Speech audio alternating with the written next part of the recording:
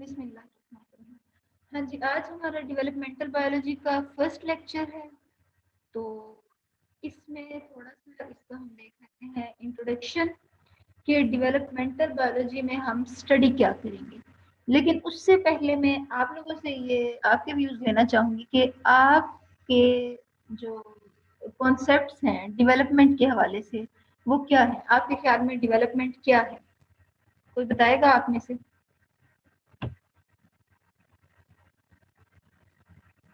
हाँ जी, कोई भी एक आप में से अपना माइक अनम्यूट करके बताए कि डेवलपमेंट का क्या कॉन्सेप्ट है आपके ज़हन में, आपके ख्याल में डेवलपमेंटल बायोलॉजी में हम क्या पढ़ेंगे? मैम एम्ब्रियो से लेके टिल बर्थ जो हो रही हैं चेंजेस वो सारी डेवलपमेंट में आती हैं। ठीक हो गया, सही। और कोई कुछ इसमें कहना चाहिए?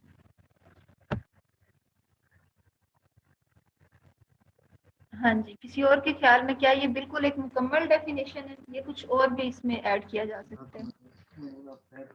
नो मैम, लेकिन बर्थ के बाद भी कुछ चीज़ें डेवलप्ड होती हैं। यंग मतलब कुछ चीज़ें बचपन में नहीं होती हैं, जवानी में या उनमें डेवलपमेंट आ जाती है, इनको भी मतलब काउंट किया जाता है डेवलपमेंटल बायोलॉजी में, वो भी आती हैं। बिल्कुल ठीक हो गया। मजीद? मैम एक्चुअली इसमें हम प्लांट्स और एनिमल्स की ग्रोथ का मतलब ओवरऑल जो पीरियड होता है वो डिस्कस करते हैं। अच्छा, ग्रोथ का ओवरऑल पीरियड, सही। अब जो ये बताइए कि ग्रोथ और डेवलपमेंट एक ही चीज है? जैसे आपने कहा कि हम ग्रोथ और डेवलपमेंट को स्टडी करते हैं। अब जैसे एक अब कद की ग्रोथ होनी है, ठीक है, आपकी हाइट जितनी बढ़नी है वो एक दफा बढ़ गई, ठीक है, या उसमें मजीद कोई इजाफा होता रहेगा हाइट में? क्या डिफरेंस है ग्रोथ और डेवलपमेंट में, क्या डिफरेंस है?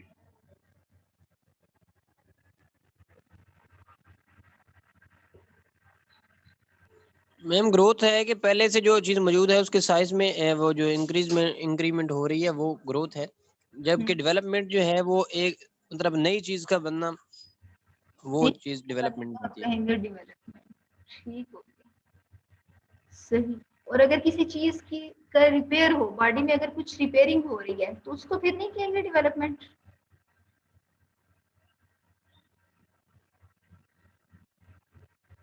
जिस तरह हमारे मसल्स जो हैं उनमें वियर एंड टियर डेली हो रहा होता है, रात को जब हम सोते हैं तो तब ये चीजें रिपेयर हो रही होती हैं, बॉडी अपने रिसोर्सेज को दोबारा से रिफिल कर रही होती है।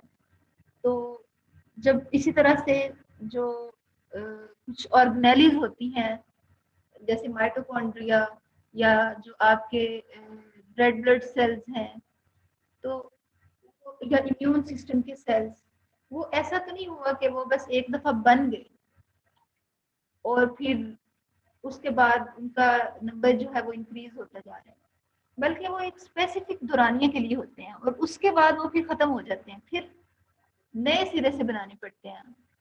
ऐसे सेल्स भी जो डैमेज हो चुके हों तो बॉडी खुद उनको खत्म कर देती है। ऐसी ऑर्गेनेलीज जो मजीद प्रॉपरली फंक्शन परफॉर्म ना कर सकें, बॉडी उनको खुद ही खत्म कर देती है और उसकी जगह पे, जैसे मैंने माइटोकॉन्ड्रिया की एग्जांपल आपको दी, और उसकी जगह पे फिर नई ऑर्गेनेलीज बनाती है। तो डेवलपमेंट और ग्रोथ में बेसिकली ये डिफरेंस है कि ग्रोथ का मतलब है सिर्फ साइज में इंक्रीज होना और ग्रोथ डेवलपमेंट का एक पार्ट है। आप ये कह सकते हैं कि ग्रोथ जो है वो भी डेवलपमेंट का पार्ट है, लेकिन ग्रोथ का मतलब सिर्फ ये होता है कि साइज में इंक्रीज होना, जैसे आप हाइट में इंक्रीज हो, विड्थ में इंक्रीज हो, ठीक है। जैसे उन्होंने प्लांट की बात की, प्लांट अगर हाइट में इंक्रीज हो, ठीक है, वो फल फूल रहा है तो ये उसकी ग्रोथ हो रही है, ठीक है। जिस तरह छोटा बच्चा होता है, पैदाइश के बाद वो उसका वजन बढ़ता है, कद बढ़ता है, तो उसको हम कहते हैं ये ग्रो कर रहा है, इसकी ग्रोथ हो रही है। ठीक हो रही है या नहीं ठीक हो रही है, हम इस लिहाज से देखते हैं कि जी ग्रोथ हो रही है, साइज के हवाले से, वजन के हवाले से, ठीक है। यानी हम इसको क्वांटिटेटिवली चेक करते हैं ग्रोथ को। लेकिन अगर आप ये देखें कि इम्प्रूवमेंट हो रही है, जैसे ही बेबी की बर्थ हुई है तो उसके बाद क्या वो वैसा ही रहता है, सिर्फ उसका साइज ही बढ़ता है, उसके अंदर और कोई मजीद इम्प्रूवमेंट नहीं आती, या आती है ना? उसका उसका विजन ज्यादा बेहतर होती जाती है, उसकी हियरिंग ज्यादा बेहतर होती जाती है, आहिस्ता आहिस्ता वो बोलना सीखता है, उसकी माइंड कैपेबिलिटीज जो है वो बढ़ती जाती हैं वक्त के साथ साथ। तो जो इम्प्रूवमेंट हो रही होती है वो असल में डेवलपमेंट होती है। और यानी अगर आप क्वालिटेटिवली देखते हैं ना तो आप कहते हैं कि ये डेवलपमेंट हो रही है, और अगर आप ये देखते हैं कि साइज में इंक्रीज हो रहा है, वजन इंक्रीज हो रहा है, तो उसको आप कहते हैं ये ग्रोथ है। और जब आप ये देखते हैं कि उसके अलावा साइज के अलावा जो इम्प्रूवमेंट्स आ रही हैं तो उन इम्प्रूवमेंट्स को आप कहेंगे डेवलपमेंट। तो अगर आप इसको डिफाइन करें कि डेवलपमेंट क्या है तो आप इस तरह से डिफाइन करेंगे कि various events in the life of an individual starting from zygote till death. Zygote से स्टार्ट होके टिल डेथ वेरियस इवेंट्स जो हो रहे हैं, जो इम्प्रूवमेंट आ रही है, ग्रोथ हो रही है, उन सबको कलेक्टिवली हम कह रहे हैं ये डेवलपमेंट है।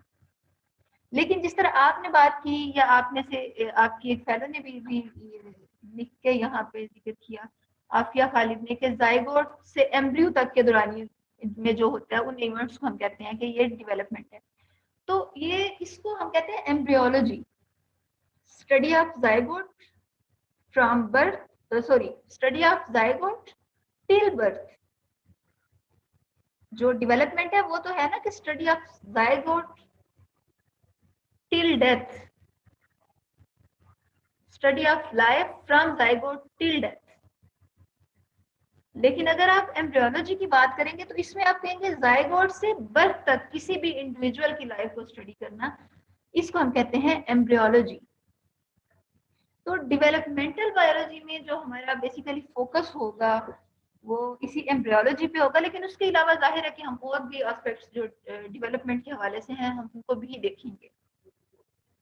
तो अब मेरा ख्याल है आपको ये फर्क समझ आ गया होगा कि ग्रोथ क्या है, डेवलपमेंट क्या है और एम्ब्रियोलॉजी क्या है। हाँ जी, किसी को यहाँ तक कोई कंफ्यूजन हो?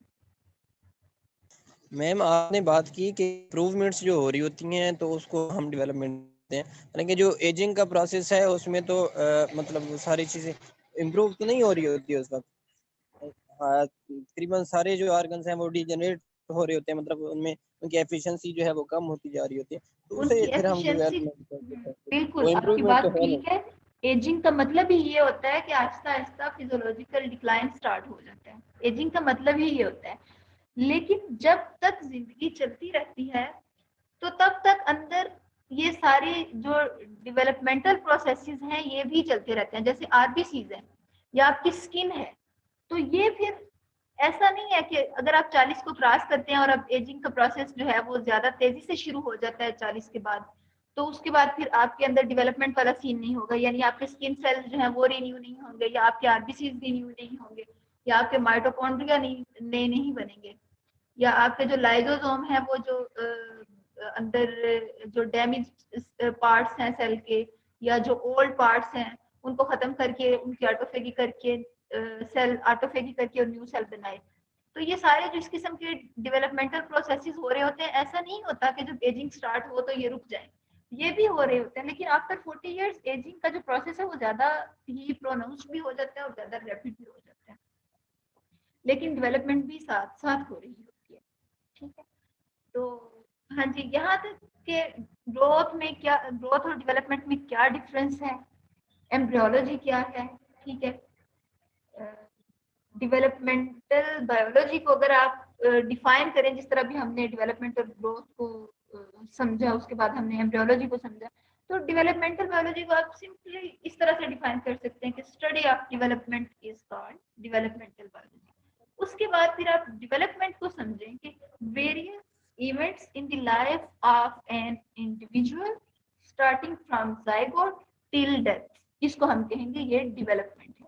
ठीक है, जैसे आपके आरबीसी मैंने आपको बताया कि रीजनरेट हो रहे होते हैं, डब्ल्यूबीसी, उसके अलावा आपके स्किन सेल्स रीजनरेट हो रहे होते हैं, एपिथेलियल लाइनिंग जो होती है, एपिथेलियल सेल्स वो रीजनरेट हो रहे होते हैं। ठीक है, तो डिफरेंट फेजेस होते हैं डेवलपमेंट के। उसके बाद हमने ये कहा कि एम्ब्रियोलॉजी क्या है, study of zygote till birth of that individual, उसको हम कहेंगे ये एम्ब्रियोलॉजी है।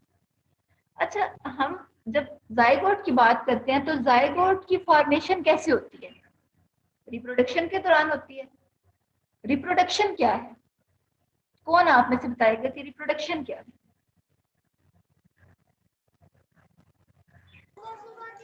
और स्पर्म का जो है वो इकट्ठा हो, इसे हम रिप्रोडक्शन कहें। अच्छा, तो खैर आपकी आवाज भी मुझे क्लियर आई। तो हम कहते हैं कि रिप्रोडक्शन ऐसा प्रोसेस है जिसमें न्यू इंडिविजुअल की फॉर्मेशन होती है। Process of formation of new individual of its own type. Reproduction को हम इस तरह से डिफाइन करते हैं। लेकिन जिस तरह आपने इसकी टाइप्स भी आगे पढ़ी हुई है कि रिप्रोडक्शन जो है वो एसेक्सुअल भी हो सकती है, वो सेक्सुअल भी हो सकती है। एसेक्सुअल का मतलब होगा कि जिसमें गैमीट्स इन्वॉल्व नहीं है, यानी एग्स और स्पर्म्स जिसमें इन्वॉल्व नहीं है, तो उसको हम कह देंगे कि ये एसेक्सुअल है। ठीक है, तो अगर गैमीट्स इन्वॉल्व नहीं है तो फिर नए जो इंडिविजुअल है वो कैसे बन रहे हैं?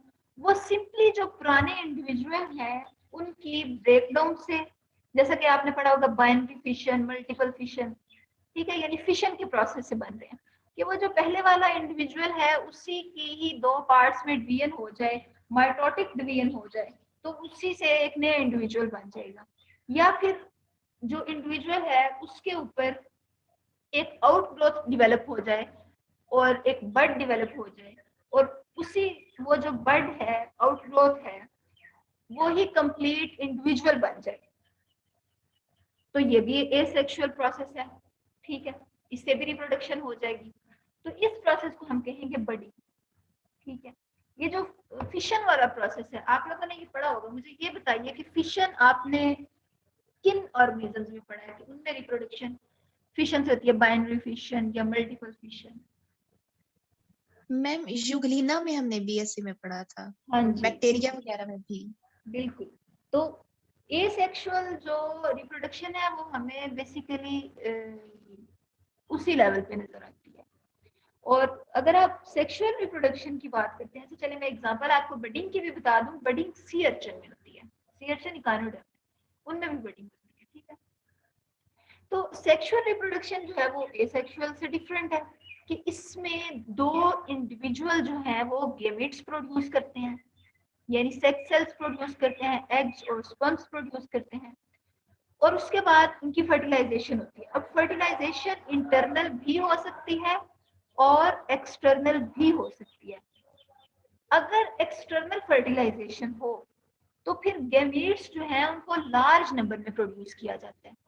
ठीक है, इस वजह से लार्ज नंबर में प्रोड्यूस किया जाता है कि उन्होंने तो इन्वायरमेंट में अपने में रिलीज कर देने हैं गैमीट्स। वो अपनी तरफ से कुछ प्रोटेक्टिव मेजर्स लेते हैं कि किसी छुपी हुई जगह में, किसी क्रेविसेस में अपने गैमीट्स को रिलीज करें। ठीक है, थोड़ी सी हिडन प्लेसेस में रिलीज करें। लेकिन इसके बावजूद जब वो गैमीट्स को रिलीज कर देते हैं तो they are on the mercy of the environment, वो फिर उनको कंप्लीटली प्रोटेक्ट नहीं कर सकते। तो चांसेस जो है फर्टिलाइजेशन के वो एक्सटर्नल फर्टिलाइजेशन की सूरत में कम होते जाते हैं। तो इस वजह से गैमीट्स नंबर जो है वो इंक्रीज किया जाता है, लार्ज गैमीट्स नंबर जो है वो रखा जाता है, ज्यादा तादाद में गैमीट्स को रिलीज किया जाता है ताकि फर्टिलाइजेशन के जो चांसेस हैं वो इंक्रीज हो जाए।